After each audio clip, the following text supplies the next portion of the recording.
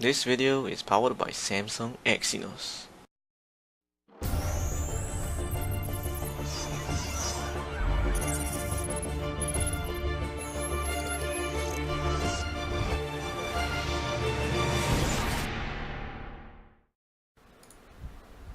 Alright guys, welcome back to another video, and today we're going to do a quick video regarding the Galaxy S9, and I'm going to give you my early impressions on it and also whether you should upgrade or not. So let's get started by going through the specs. So these are the official specs in GSM Arena, so a pretty reliable source here from them. So yeah, it's going to go through the specs pretty quickly. So this phone, obviously it's this is the cheapest in the S series, is the S9.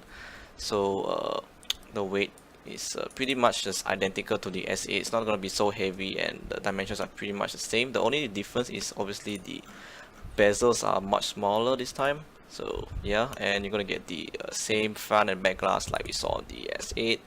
Pretty standard, which is a nice thing. I mean, going to glass 5 is a nice thing as well.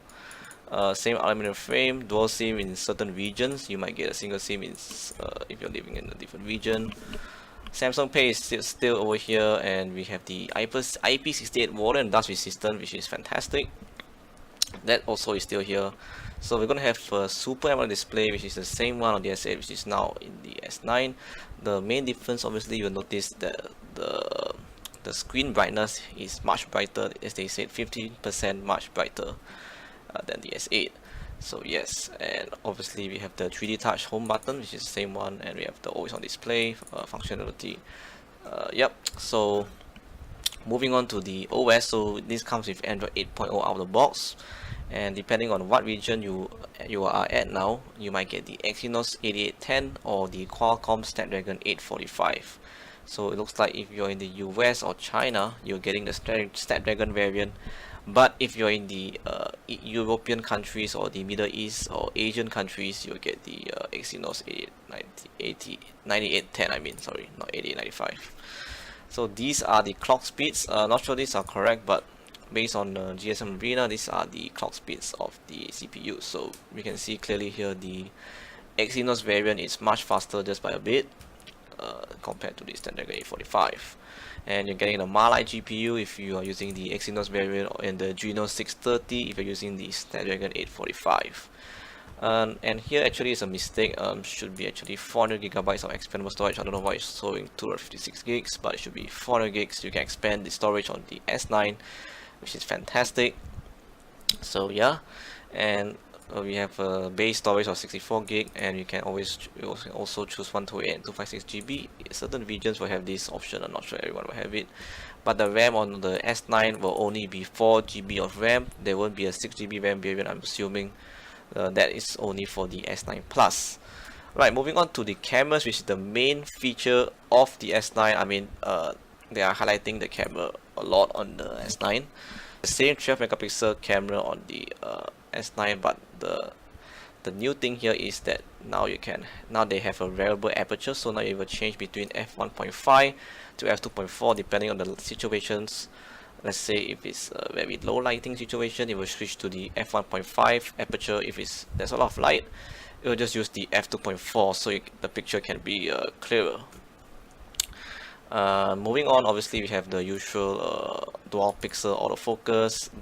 We also have OIS and the LED flash, which is pretty nice.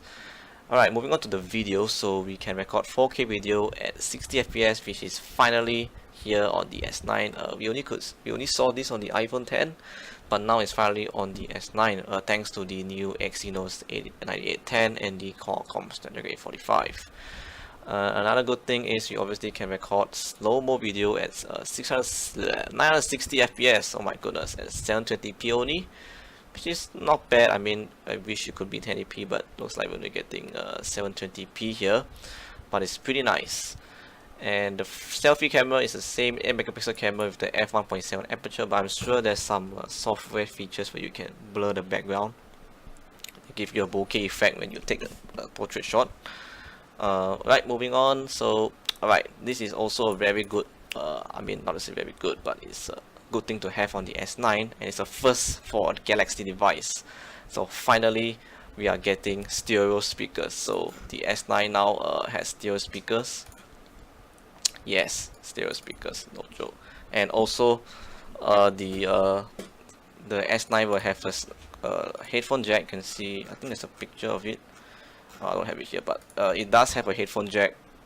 So yep, Samsung is sticking with having a headphone jack this time and not following the Apple trend here, which is damn nice.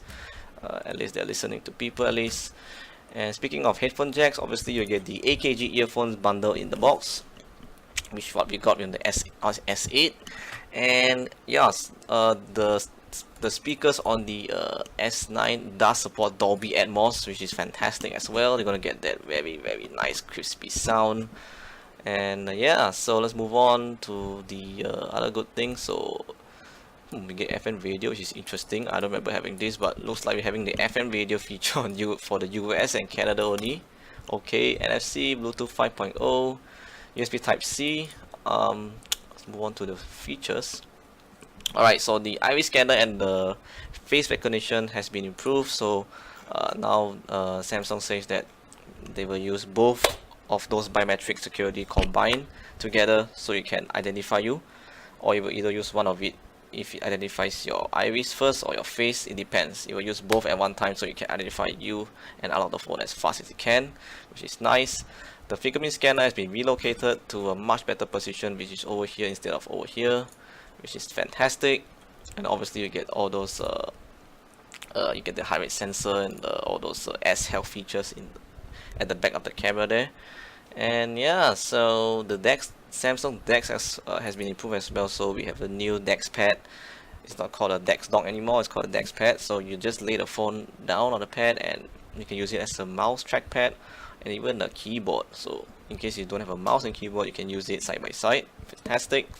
So we do get fast battery charging. This is the same one on the S8. Sadly, no quick charge 3.0 or higher. We only get quick charge 2.0, which is kind of disappointing, but at least you have fast charging anyway. So we have Qi wireless charging as well with fast charging, fast wireless charging I meant. And obviously you get that Bixby voice assistant. The button is still there, so you can obviously summon Bixby whenever you like. And the battery on this thing, this might disappoint some of you guys. It's a 3000 mAh battery, no change in terms of size, but we will expect to see some battery life improvements due to the new Exynos 9810, and the Snapdragon 845 will have some efficiency improvements. So we'll expect to see some improvements there in battery life, hopefully. And yeah, so there are a few colors available. We have Midnight Black. I'm going to show you guys Midnight Black, Lilac Purple. What else actually? Titanium Grey looks pretty slick, and we have Coral Blue. So yeah, my favorite actually is the Lilac Purple, but yeah, this might subject to change. I have to see in person, but it looks pretty nice. Anyway guys, so it's going to be around 840 euros, which is roughly in ringgit is around 3,299 ringgit, which is, I mean, the same price where the S8 launched last year. So yeah, that wraps up all the specs that I've already went through. So now, in my opinion, should you upgrade to the S9? That is the question. Alright, if you're coming from an S8 or even an S8 Plus and you're going to upgrade to either the S9 or S9 Plus, if you really care about the new variable aperture on the camera, or you care about the new features or like the stereo speakers, the new intelligent scan, the better fingerprint scanner position, and also the new processor, then if you really want to upgrade, then I think it's okay. But if you're coming from S8, I just really can't recommend you upgrading at all. If you're coming from like S7 or something lower than that, then yes, it's very worth to upgrade if you're coming from S7 or below, because the comparing to the S8, there isn't much changes in terms of design. But if you're coming from S7, there is drastic change to the design if you're coming from that generation. So yeah, that's my opinion. And obviously if you're getting the S9 Plus, it's going to be more expensive, so you're going to think whether you're going to want to spend extra money on that extra 2 gigs of RAM, and obviously that extra battery size, bigger screen, and that dual camera sensor. So yeah, it's up to you. Anyway guys, so that wraps it up for the should you buy the Galaxy S9 and my early impressions of it. based on the specs of what we got here. And if there's anything that I left out, don't forget to leave a comment down below. Maybe we can obviously discuss about that. Maybe there's some features I might have left out, but yeah, we can obviously do that in another video or something. But anyway guys, that's pretty much it. So thank you very much for watching for this video. And yeah, actually I won't even be upgrading to the S9. I'll be sticking with my S8. So yeah, anyway guys, thank you much for watching. I'll catch you guys in the next video. Peace out.